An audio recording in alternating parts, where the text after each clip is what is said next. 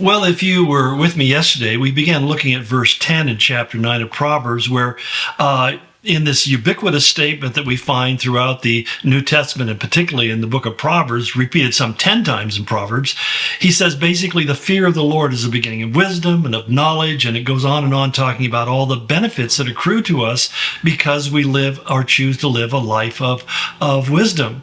And basically the benefits of that, he goes on to say in the same passage, is number one, he says, your days will be many. In other words, it doesn't guarantee you how many days that is. It's like, what is many? Well, it's as long as you're intended to live. And this is a concept I think is a little bit squirrely for most of us to realize. But what the Proverbs seem to suggest, he says, don't be overly wicked lest you perish before your time. And it suggests to us that God has a time frame for every one of our lives. I mean, he gives us the opportunity to live our life not only to the fullest in terms of fulfillment and personal success, but he also lives the fullness of the days that he's allotted for us. And nobody knows how many days we have. We just know that God has given us the opportunity of life. He has placed life within us. It doesn't come from us. It comes from God. It doesn't even come from our parents. It comes from God when that spark of life fertilizes that egg and suddenly you become the beginning of you. But the thing I think is really important is that God has given me allotment of a certain amount of days, and I don't know how many that is, but he says, I will give you many. In other words, I'll allow you to live out the full spectrum of the years that were intended for you. Now, why should that matter? Well, first of all, none of us are anxious to live a short life, but if it comes, really, you're the winner anyway.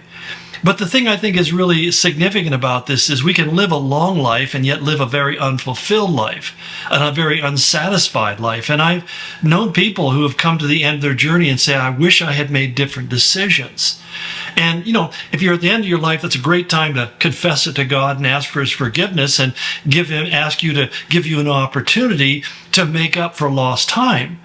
But the reality is there's certain things that God has put me on the earth to accomplish, and I have chosen to live my life basically saying I want to run for the goalposts my whole life. I don't want to end up coming to the end of my earthly journey and feel like I hadn't completed the purpose for which God had created me.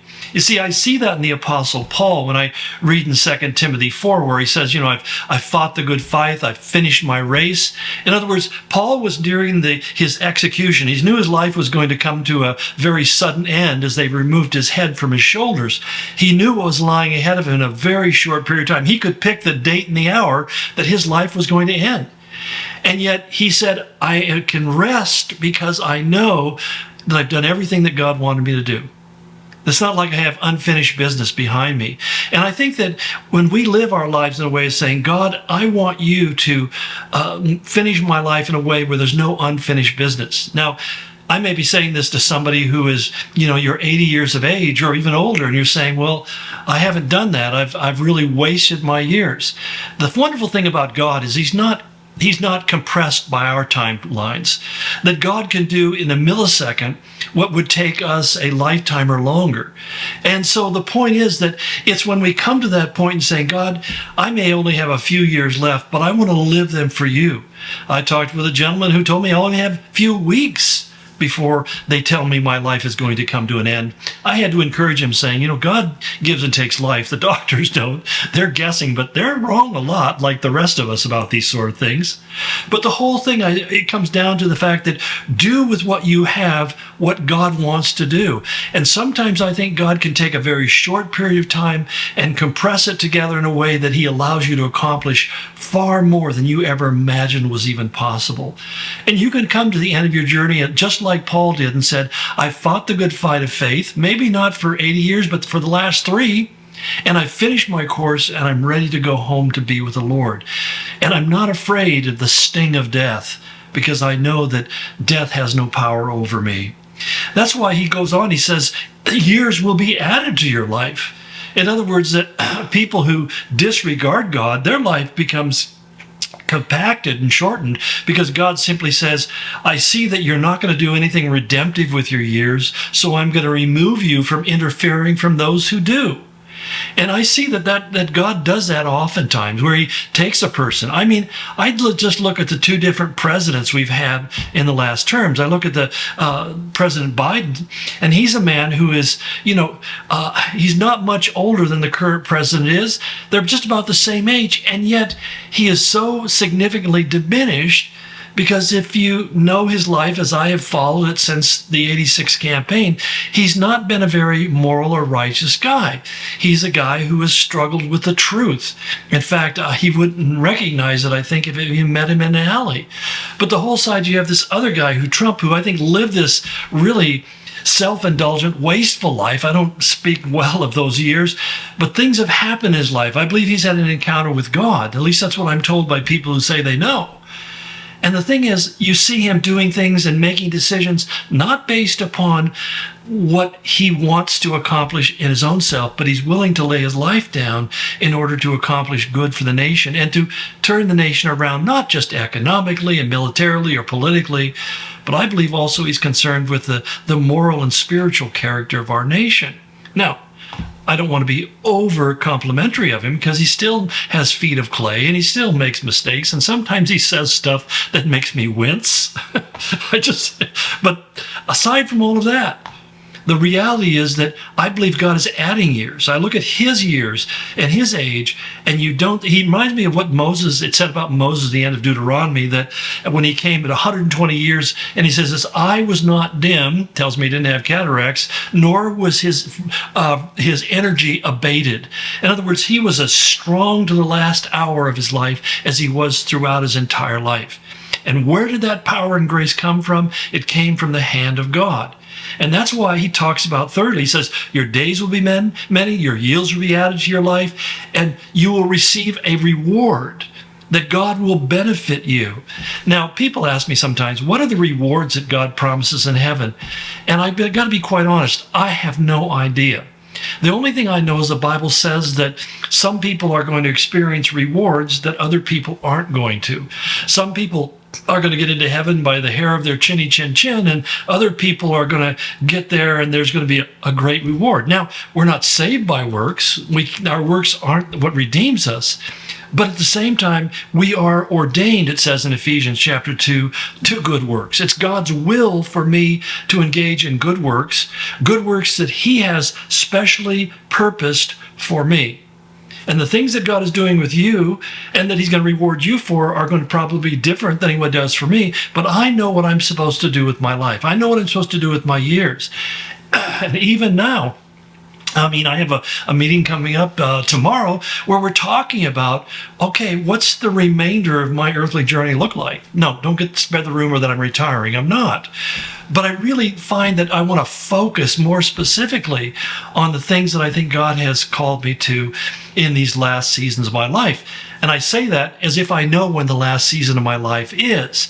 My father lived to be 100. My mother lived to be 93. My dad did 81. So, I have no idea how long that journey is going to be. But my point is simply this, that I know that there's a reward, and I want to live for what Paul referred to in Philippians 3 as the prize of the high calling. I want to attain to the prize of the high calling. And Paul says, not as though I've already attained, but I press forward. And some of you, you feel like, well, your health isn't as good as it was, and you don't have the vitality and the mobility you had, and you feel as if you can't really do anything significant. And then I look at somebody like Jonna Erickson Tada, who is a quadriplegic, and here she's my age, and she is pressing ahead with everything in her. God is still using her in a very profound and powerful way. Even though she can't get out of her chair and walk, she can barely do anything. And I think that we need to understand that we put these arbitrary limitations on ourselves sometimes. And I think that's the devil's doing. So you may look at yourself saying, I'm not eloquent, I'm not virile and strong and active and energetic and all this kind of stuff. But I remember what my pastor told Corrie ten Boom when she had a stroke and was limited to her bed and couldn't get up. And she said, why doesn't the Lord just take me home? And Pastor Chuck said, he looked at her and said, Corrie, you can pray. And he said, her eyes lit up because she was a woman, when she prayed, powerful things happened. And isn't it interesting that God may have been just delaying her exit from this life just so that she could fulfill the rest of her prayers? Because the thing I believe about prayers is prayers are eternal. Prayers do not have an expiration date.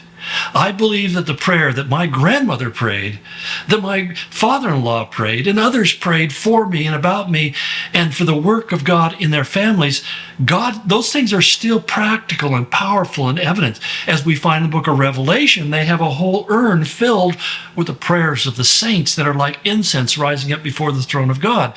It's an incense that never burns out or expires. And so I don't know what God has given you the capacity to do, but he will give you what you need to do what he wants you to do. And sometimes we underestimate the importance of prayer. And so we feel like prayer is just talking into the sky, or it's kind of hopeful wishing. But the reality is prayer moves the world. I just read today in Luke where Jesus said, you can say to this tree, this mulberry tree, be uprooted and cast into the sea if you have faith. Now, he wasn't telling us to start pulling trees up and throwing them into the ocean. That wasn't the point. He says that seems like such an impossibility. But you see, prayer takes the impossible and not only makes it possible, but makes it pragmatically present in the moment. It creates the very dynamic. And so even if you feel like that's the only thing I have to offer to bring to the plate, it's one of those things that you can do and store up treasures that will meet you when you get to the other side. Well, again, thank you for hanging with me as I go through this, and I pray that this is helpful. Blessings upon you and yours.